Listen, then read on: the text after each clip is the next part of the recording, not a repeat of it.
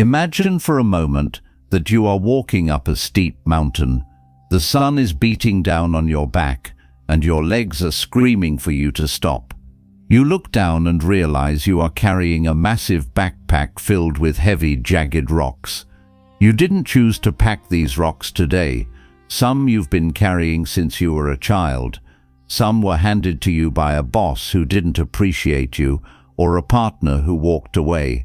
Most of us believe life becomes heavy because of what happens to us in the moment.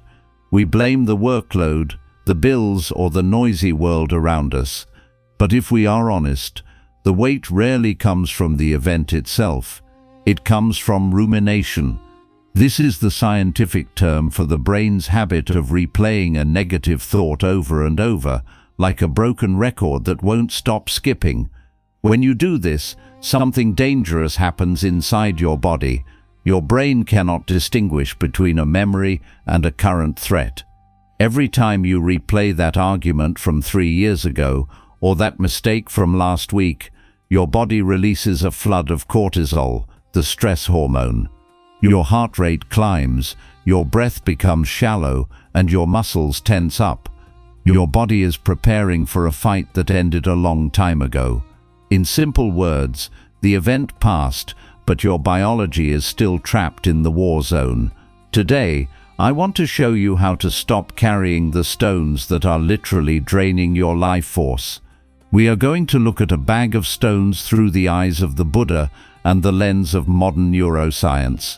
Now, let's get into it. Long ago, in a forest where the air smelled of damp earth and ancient trees, a man came to the Buddha. He wasn't a soldier or a king. He was just an ordinary man, but he looked like he was carrying the weight of the entire world. He walked with a heavy, dragging limp. Over his shoulder was a tattered burlap bag. When he finally reached the clearing where the Buddha sat, he didn't say hello. He simply let the bag fall. The sound it made, a bone-shaking, dusty thud, echoed through the trees. The man was gasping for air.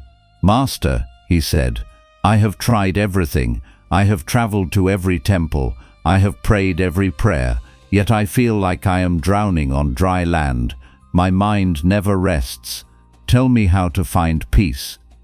The Buddha didn't give him a mantra or a prayer. Instead, he pointed to the bag and asked gently, "What are you carrying?" The man opened the bag with trembling hands. Inside were stones, cold, grey and heavy, and on each one, a word was carved deep into the surface. The first stone the Buddha lifted was anger. It was sharp and felt heavy for its size. The man looked at it and whispered, "That stone belongs to someone who betrayed me. It once protected me.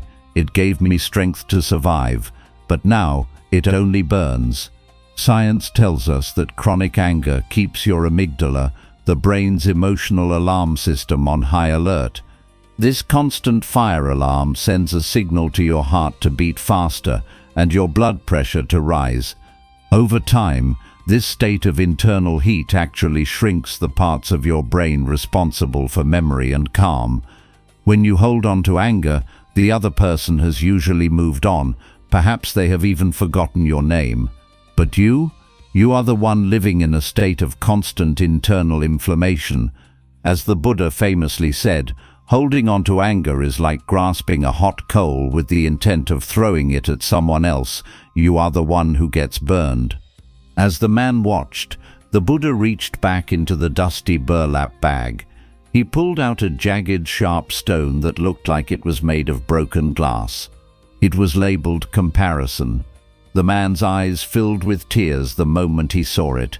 "Master," he sighed, "that is the sharpest stone of all. I look at the other traders in the market. I look at the monks who seem so much more holy than me, and I feel like I am always 10 steps behind. I feel like my life is small and grey compared to their gold.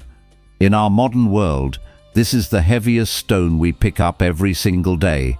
The moment you open your eyes and reach for your phone, you are inviting status threat into your bedroom. Evolutionarily, our ancestors survived by being part of the tribe, Being lower or less than felt like a death sentence. Today, that same ancient instinct makes your brain feel depressed when you see someone with more views, more money, or a perfect body. But science proves that comparison is a filtered lie. You are comparing your messy behind-the-scenes footage with everyone else's highlight reel. Your brain doesn't realize that the person you are jealous of is likely carrying their own bag of stones. This stone doesn't make you run faster.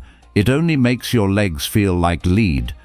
Before we look at the heaviest stones in the bag, the ones that truly keep us awake at 3 a.m., I want to stop and look at you. Yes, you sitting there with your own weight. Which stone is burning your hand today? Is it the sharp glass of comparison? Is it a person from your past? On this channel, we don't just tell stories, we use these ancient maps to rewire our modern brains for peace.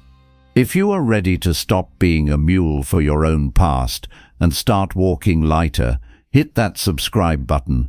Join our digital monastery. Comment the word release below. When you type that word, it's not just a comment, it's a signal to your subconscious that you are tired of the wait. Your likes and shares are the bridge that helps this message reach someone else who is currently drowning in their own bag of stones. Now take a deep breath with me. Let's look at the stone of fear. The Buddha then lifted a stone that felt cold to the touch, like a piece of ice that never melts. It was labeled fear. The man shivered. That one keeps me alert, master, but I am always restless. I am always waiting for the other shoe to drop. In modern terms, this stone is chronic anxiety. When we carry the fear of the future, our bodies stay in a permanent state of survival mode. When you are in this state, your brain actually steals energy away from your digestive system, your immune system, and your creative thinking centers to fuel your fight or flight response. Think about your own journey, your business, your creative work. If you are constantly afraid of failing, your brain literally cannot be creative. It is too busy looking for tigers that aren't there. The Buddha taught that most of our fears are empty ghosts. Modern studies agree over 90% of the things we worry about never actually happen. Yet your body lives through the stress of those 91% every single day. You are suffering in your imagination more than you are in reality. Next, the Buddha lifted a dark, heavy stone that seemed to pull the man's hand toward the dirt. It was guilt. The man lowered his head, unable to look the Buddha in the eye. "This one I have carried the longest," he whispered. "I cannot forgive myself for the things I did and the things I failed to do." There is a massive biological difference between healthy guilt and toxic shame. Healthy guilt is a teacher. It's like a GPS that tells you that you took a wrong turn so you can get back on the path. But when you carry it for decades, it becomes shame, which tells you that you are the wrong turn. Neuroscience shows that prolonged guilt creates a self-punishment loop. It lowers your dopamine levels, making it impossible to feel joy even when good things happen. You start to believe you don't deserve a happy life. The Buddha told the man, "A mistake is a cloud passing in front of the moon. The cloud is not the moon. You are the sky, not the storm. By holding the stone of guilt, you aren't fixing the past. You are only poisoning your future." One by one, the man took the stones. Comparison, fear, guilt, anger, expectations. He walked to the edge of the forest clearing, and with a deep, shaky breath, he let them go. He didn't throw them with anger. He placed them on the earth with understanding. As the last stone hit the ground, something miraculous happened. The man's heart rate slowed. His shallow, ragged breathing became as deep and calm as the ocean. He looked at the Buddha, a look of pure shock on his face. "Master," he whispered, "nothing in my life has changed. My debts are the same. The world is still noisy. Yet, I feel light. I feel like I could fly." The Buddha smiled. his eyes reflecting the soft light of the setting sun. "Your life is the same," he replied, "but the way you walk through it has changed. And once the walker changes, the entire path changes with him.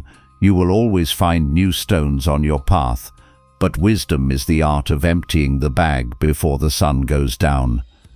Thank you for staying with me on this entire journey into the deepest parts of your own mind.